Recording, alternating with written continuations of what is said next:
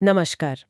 आज हम एक काफी मुश्किल और संवेदनशील विषय पर बात कर रहे हैं, हिंदू धर्म के अंदर जाति व्यवस्था। हाँ, बिल्कुल।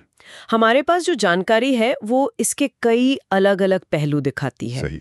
तो आज कोशिश रहेगी कि इसकी जड़ें कहाँ हैं, समाज पर इसका क्या असर रहा है और आज के भारत में ये कितनी मौजूद है, इसे समझें। बिल्कुल।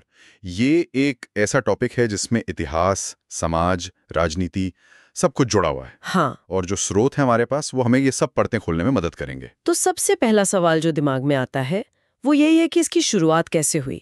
क्या ये हमेशा से धर्म का हिस्सा थी या ये बाद में बनी एक सामाजिक चीज है। सामग्री में मनुस्मृति जैसे ग्रंथों का जिक्र है। उनमें वर्ण आधारित काम, मतलब वो जो 4 पारंपरिक वर्ग थे, उनकी बात की गई है। हाँ, सही कहा। मनुस्मृति में ये है, लेकिन एक दिलचस्प बात और है। क्या सामग्री ये भी बताती है कि ऋग्वेद का जो पुरुष सूक्त है उसमें वर्ण का जिक्र शायद एक मतलब सिंबॉलिक था, एक रूपक जैसा। अच्छा, मतलब जन्म से जुड़ा कठोर नियम नहीं। हाँ, शायद वैसा नहीं। कई विद्वान मानते हैं, जैसा स्रोतों में है, कि ये जो जन्म पे आधारित हजारों जातियों वाला सिस्टम है ना, हाँ हाँ। ये बहुत बाद में बना। कुछ तो ये भी कहते हैं कि अंग्रेजों के टाइम में जब वो इसे समझने, क्लासिफाई करने लगे तो ये और पक्का हो गया। ओ, ये तो अनजाने में हुआ होगा फिर। हाँ, शायद। और ये भी याद रखना जरूरी है कि भक्ति आंदोलन, संत परंपराएं, उन्होंने तो विरोध किया था इसका। बिल्कुल पुरजोर विरोध किया था इन भेदभावों का।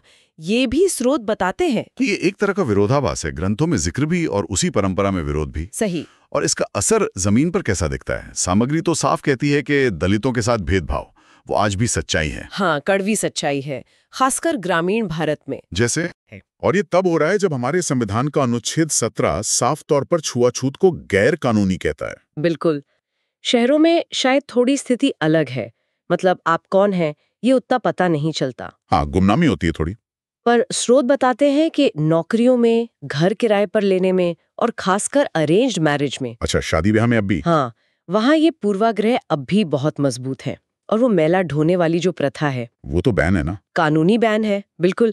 लेकिन विश्लेषण ये दिखाता है कि कोई और रास्ता ना होने की वजह से आर्थिक मजबूरी में आज भी जो हाशिए पर समुदाय हैं उन्हें ये करना पड़ रहा है। ये तो कानून और असलियत में बहुत बड़ा गैप दिखाता है। बिल्कुल। अच्छा, इस व्यवस्था को बदलने की कोशिशें भी तो हुई हैं। हाँ। 2 बड़े नाम आते हैं, डॉक्टर अंबेडकर और गांधी जी। हाँ, और दोनों के रास्ते काफी अलग थे। कैसे? अंबेडकर का मानना था, जैसा स्रोत बताते हैं, कि जाति व्यवस्था हिंदू धर्म से इतनी जुड़ी हुई है कि इसे अंदर से ठीक करना मुश्किल है, शायद नामुमकिन।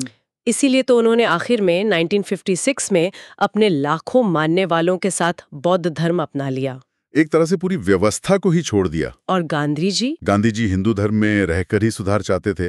उन्होंने हरिजन शब्द दिया, ईश्वर की संतान। हाँ, पर बाद में उसे कई दलित चिंतकों ने ठीक नहीं माना, कहा कि ये संरक्षणवादी है। सही कहा। और जो दूसरे सुधारवादी आंदोलन थे, जैसे आर्य समाज, उनका भी रुख स्रोतों के हिसाब से मिला जुला सा रहा है। मतलब सिद्धांत में तो जाति का विरोध किया, पर असल में जो ढांचा है समाज का, उसे बदलने में थोड़ी हिचकिचाहट दिखी। तो ये सुधार की कोशिशें और जमीनी हकीकत, इन सब के बीच आज की राजनीति में जाति कहाँ खड़ी है? स्रोत तो वोट बैंक पॉलिटिक्स और आरक्षण की बात करते हैं। हाँ, ये आज की राजनीति का एक बहुत अहम हिस्सा है। जाति आधारित आरक्षण, मतलब शिक्षा में, सरकारी नौकरियों में। हाँ।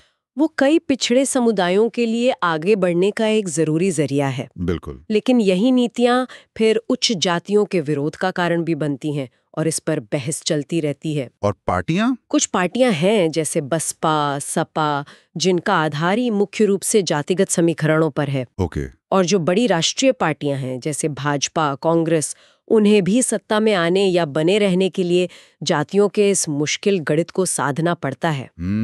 और अब एक नया ट्रेंड देखिए, जाट, मराठा, पटेल, जो पारंपरिक रूप से ताकतवर जातियां मानी जाती थीं, वो भी आरक्षण मांग रही हैं। बिल्कुल। ये दिखाता है कि जाति की राजनीति कितनी बदल रही है, कितनी डायनामिक हो गई है। तो अगर हम इन सब बातों को जोड़कर देखें जो स्रोतों से पता चली हैं, तो क्या समझ आता है? यही कि जाति व्यवस्था की जड़ें बहुत पुरानी हो सकती हैं, लेकिन इसका आज का जो रूप है, वो बहुत एक्टिव है, राजनीतिक तौर पर बहुत ताकतवर है और भारतीय समाज के पूरे ताने बाने में बहुत गहराई तक घुसा हुआ है। बिल्कुल। ये एक तरह से हिंदू दर्शन के जो ऊंचे आदर्श हैं, जैसे आत्मन ही ब्रह्म है, कि सब आत्माएं एक हैं, हाँ, और जो जमीनी हकीकत है उसके बीच का एक बड़ा टकराव सा लगता है। बिल्कुल सही कहा। शायद ये भारतीय समाज का सबसे मुश्किल, सबसे संवेदनशील और विस्फोटक मुद्दा है, जिसके समाधान के लिए कोशिशें भी चल रही हैं, बहस भी चल रही है। हाँ, लगातार चल रही हैं।